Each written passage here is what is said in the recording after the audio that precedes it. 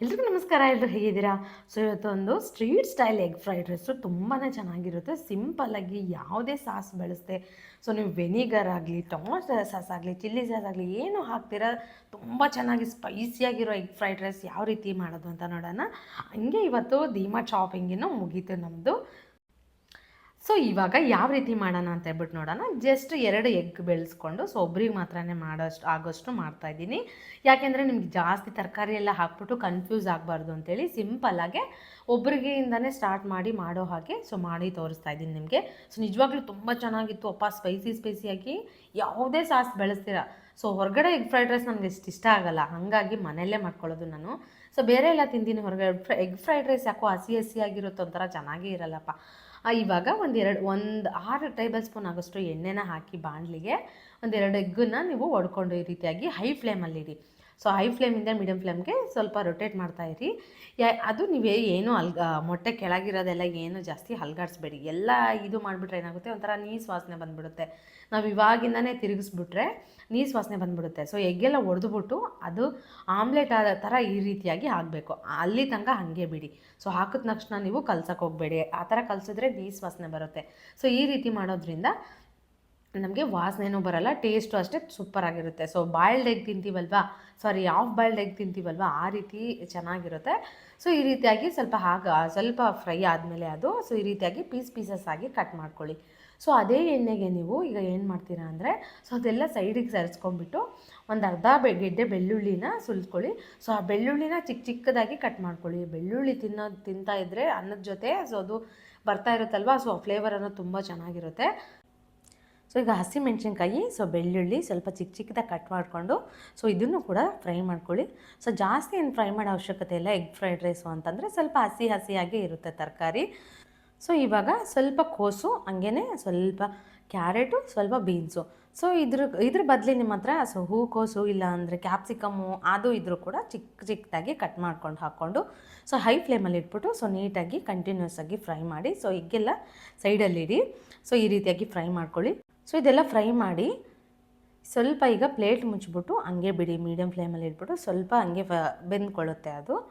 So ಇವಾಗ tomato ಹಾಕೋ ಅವಶ್ಯಕತೆ ಇಲ್ಲ, ಹಾಕೋದಾದರೆ ಹಾಕಿ.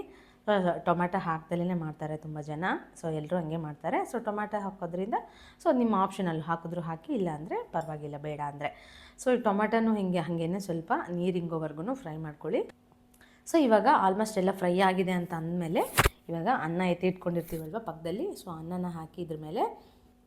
ಸೊ ನಾನಿಲ್ಲಿ 2 ಮೊಟ್ಟೆ ಅಂದರೆ ಮೀಡಿಯಮಾಗಿ ತಿನ್ನೋರಾದರೆ ಇಬ್ಬರಿಗೆ ಸರಿಯಾಗುತ್ತೆ, ಸ್ವಲ್ಪ ಆದರೆ. ಸೊ ಫುಲ್ಲು ತಿನ್ನೋರಿಗೆ ಒಬ್ರಿಗೆ ಸರಿ ಹೋಗುತ್ತೆ. ಆಮೇಲೆ ಇವಾಗ ಒಂದು ಅರ್ಧ ಸ್ಪೂನ್ ಆಗೋಷ್ಟು ಪೆಪ್ಪರ್ ಪೌಡ್ರು, 1 ಸ್ಪೂನ್ ಆಗೋಷ್ಟು ಗರಂ ಮಸಾಲ, ಹಾಗೇ 1 ಸ್ಪೂನ್ ಆಗೋಷ್ಟು ಖಾರದ ಪುಡಿ ಹಾಕಿ ಸೊ ಇವಾಗ ಕಲಿಸ್ಕೊಳ್ಳಿ. ಅರೋಮ ಮನೆಯೆಲ್ಲ ಬರ್ತಾ ಇರುತ್ತೆ ನಿಜವಾಗ್ಲೂ ತುಂಬ ಅಂದರೆ. ಸೊ ಇದಕ್ಕೆ ಯಾವುದೇ ರೀತಿಯಾದ ಸಾಸು ಹಾಕಿಲ್ಲ. ಸೊ ಸಾಸ್ ಹಾಕ್ದಿರನೇ ನಾವು ಸ್ಟ್ರೀಟ್ ಸ್ಟೈಲಲ್ಲಿ ಮಾಡ್ಕೊಬೋದು. ಹೈ ಫ್ಲೇಮಲ್ಲಿ ಇಟ್ಬಿಟ್ಟು ಫ್ರೈ ಮಾಡ್ಕೊಳ್ಳಿ ಇವಾಗ ನೀವು. ಯಾಕೆಂದರೆ ಆ ಥರ ಒಂದು ಸ್ಮೋಕಿ ಫ್ಲೇವರ್ ಅನ್ನೋದು ಆ್ಯಡ್ ಆಗುತ್ತೆ, ಅದು ಅರೋಮ ಚೆನ್ನಾಗಿರುತ್ತೆ ತಿನ್ನೋದಕ್ಕೆ. ಸೊ ನಿಜವಾಗ್ಲೂ ಖಾರವಾಗಿ ತುಂಬ ಸ್ಪೈಸಿಯಾಗಿ ತುಂಬ ಚೆನ್ನಾಗಿತ್ತು. ನಾನು ಉಪ್ಪು ಹಾಕೋದು ನಿಮಗೆ ಹೇಳೋದು ಮರ್ತಿದ್ದೀನಿ. ಸೊ ಉಪ್ಪು ಕೂಡ ಹಾಕ್ಕೊಳ್ಳಿ ನೀವು ತರಕಾರಿ ಎಲ್ಲ ಫ್ರೈ ಮಾಡುವಾಗ. ಸೊ ಎಗ್ಗಿಗೂ ಅಷ್ಟೇ. ಸೊ ಈಗ ಮನೆಯಲ್ಲೇ street style egg fried rice ready ಆಗೋಯ್ತು.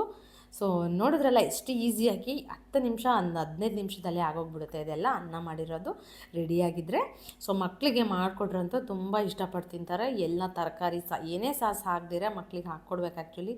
ಸೊ ಈ ವೆನಿಗರು ಸಾಸ್ಗಳೆಲ್ಲ ಯೂಸ್ ಮಾಡೋದು ಅಷ್ಟಾಗಿ ಒಳ್ಳೆಯದಲ್ಲ ಅಂತ ಹೇಳ್ತಾರೆ. ಸೊ ಅದರಲ್ಲಿ ಪ್ರಿಸರ್ವೇಟಿವ್ಸ್ ಎಲ್ಲ ಹಾಕಿರ್ತಾರೆ.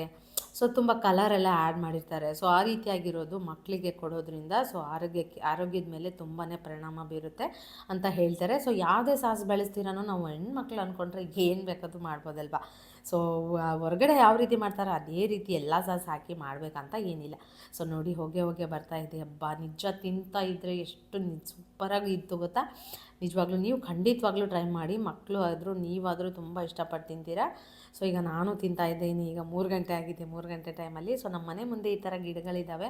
ಸೊ ಸಿಟಿಲಿ ಈ ಥರ ಮನೆ ಮುಂದೆ ಗಿಡಗಳಿದ್ಬಿಟ್ರೆ ಎಷ್ಟು ಖುಷಿ ಅಲ್ವಾ. ಸ್ವಲ್ಪ ಫ್ರೆಶ್ ಆಗಿರೋ ಗಾಳಿ ಬರುತ್ತೆ ಅನ್ನೋ ನೆಮ್ಮದಿ ನಮಗೆ ಅಷ್ಟೇ. ಸೊ ಇವಾಗ ಡಿ ಮಾರ್ಟಿಗೆ ಹೋಗೋಣ ಅಂತ ಹೇಳ್ಬಿಟ್ಟು ಹೊರಡ್ತಾ ಇದ್ದೀನಿ. ಯಾವಾಗಲೂ ನಮ್ಮ ಮನೆಯವರೇ ಕೆಲಸ ಮಾಡ್ತಾ ಇರ್ತಾರೆ ಅಂದ್ಕೋಬೇಡಿ. ವೀಡಿಯೋ ಮಾಡಿ ಅಂದರೆ ಮಾಡಲ್ಲ ಅವರು, ಅದಕ್ಕೆ ನಾನೇ ವೀಡಿಯೋ ಮಾಡ್ಕೊಳ್ಳೋಕ್ಕೆ ಆ ಥರ ಮಾಡ್ತೀನಿ. ಸೊ ಇವಾಗ ನನ್ನ ಮಗ ಏನಾದರೂ ಬ್ಯಾಗ್ ಇಲ್ಲ ಐ ಡಿ ಕಾರ್ಡ್ ತೊಗೊಂಡು ಹೊರಗಡೆ ಆಕ್ಸೆಸ್ ಕಾರ್ಡ್ ತೊಗೊಂಡು ಹೊರಗಡೆ ಹೊಟ್ವಿ ಅಂತಂದರೆ, ಸೊ ಎಲ್ಲೇ ಹೋಗ್ತಾ ಇದ್ದಾರೆ, ಹೋಗೋಣ ನಡಿ ಹಿಂದೆ ಅಂತ ಬಂದುಬಿಡ್ತಾನೆ. ಲಿಫ್ಟಲ್ಲಿ ನಮ್ಮ ಮನೆಯವರು ವೀಡಿಯೋ ತೆಗಿಯೋಕ್ಕೆ ಬಿಡ್ತಾಯಿಲ್ಲ. ಸೊ ಇವಾಗ ಡಿ ಮಾರ್ಟ್ಗೆ ಹೊರ್ಟ್ವಿ. ನನ್ನ ಪಾಪುಗೆ ಹೊರಗಡೆ ಕರ್ಕೊಂಡು ಹೋಗ್ಬಿಟ್ರೆ ಅದೇನೋ ಎಲ್ಲಿ ಸಂತೋಷ ಬಂದುಬಿಡುತ್ತೆ. ಸೊ ಅದು ಇದು ನೋಡ್ಬೋದು. ಅವನಿಗೆ ಪಾಪ ಮನೆಯಲ್ಲೇ ಇದ್ಬಿಟ್ರೆ ಒಂಥರ ಅಳೋತಿರ್ತಾನೆ. ಏನಕ್ಕೋ ಪಾಪ ಬೇಜಾರಲ್ವ ಯಾರಿಗಾದರೂ. ಅವ್ನಿಗೂ ಹೊರಗಡೆ ಕರ್ಕೊಂಡೋಗ್ಬಿಟ್ರೆ ಖುಷಿಯಾಗ್ಬಿಡ್ತಾನೆ. ಸೊ ಈ ಆಯಿಲ್ನ ತಗೊಳ್ತಾ ಇದ್ದೀವಿ. ತುಂಬಾ ಶಾಪಿಂಗ್ ಆಯಿತು ಹೇಳಿ ನಿನ್ನೆ.